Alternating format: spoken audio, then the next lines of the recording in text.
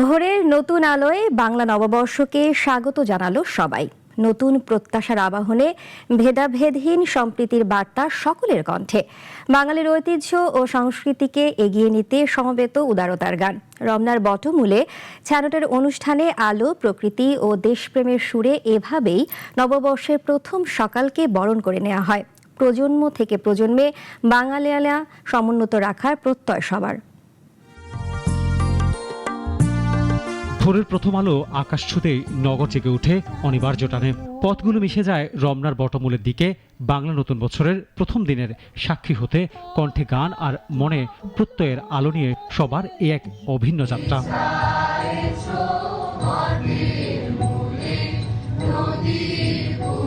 এই যেন কেবল উৎসব নয়, বরং অন্ধকার পেরিয়ে আলোর দিকে বাঙালির সম্মিলিত অগ্রযাত্রা স্লোগান।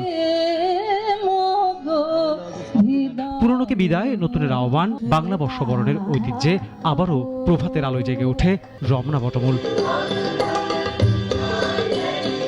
60-এর দশক থেকে নানা চড়াই উতরে পেরোনো সংগঠনটি চেয়েছিল শঙ্কাহীন কণ্ঠে গাইতে।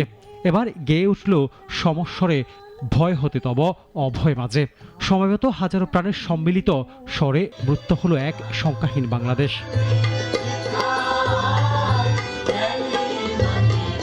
প্রতিরোধের শক্তির পাশাপাশি এগিয়ে চলার প্রেরণাও যোগায় এই আহ্বান। ভেদাভেদ মুক্ত সৌহার্দ্য সম্প্রীতির বার্তা নিয়ে কণ্ঠে কণ্ঠে সে কাঙ্ক্ষিত সুদিনের প্রত্যাশা। ছায়ানটের এই মঞ্চ থেকে অতীতের গ্লানি আর সংকীর্ণতাকে পেছনে ফেলে এক অসাম্প্রদায়িক এবং ঐক্যবদ্ধ ও নির্ভীক বাংলাদেশ গড়ার প্রত্যয় জানান আয়োজকরা। আনোয়ার হোসেন, নাগরিক, ঢাকা।